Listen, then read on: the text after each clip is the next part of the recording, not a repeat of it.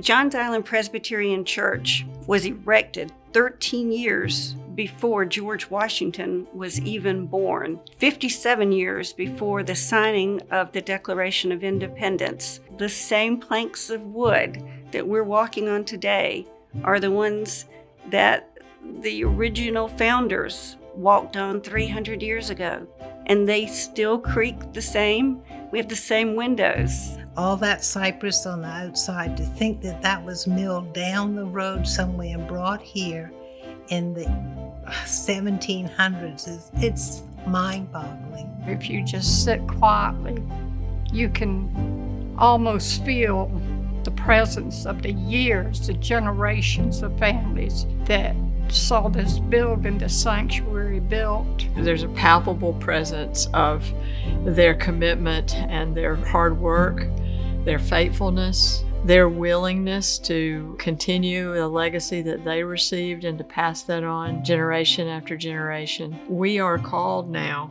to not only be able to worship in this place, but to have fellowship and educational opportunities that we can no longer have in the fellowship hall that we have currently. That building was built in the 1950s for a congregation that was the size of a 1950s congregation. For anyone who's ever attended an event in the last few years, I'd say in the last 5 or 10 years in our existing fellowship hall, it's hard to put even 80 people in there. Our first phase is to create the Family Life Center and the educational wing. We picked a spot that's facing the sanctuary to its immediate right from the highway. The large oak trees that we consider almost sacred here, we're going to be able to save them. And the new Family Life Center will take that overflow. I think there'll be room for approximately 400 to 500 people.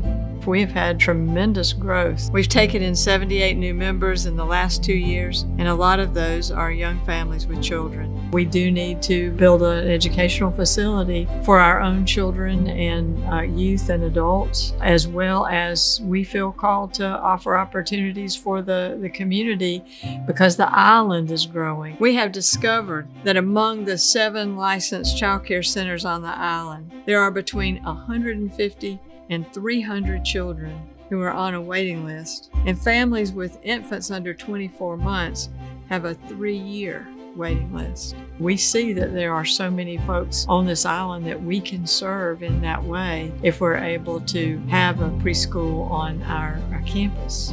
There's a need on Johns Island for more preschools, and our new educational wing would not only during the week suffice as a preschool, but it would also be used for our classrooms for the adults, senior high, middle high, right on down to nursery. It can host mission groups, it can host civic groups, anything that is really needed here. It's been our dream for 20 plus years to be able to do something like this for our congregation. And here we are right on the brink of having something wonderful happen. We take our marching orders from our legacy and we build on that with these new buildings so that we might be able to, from these deep roots, bear fruit out into this community.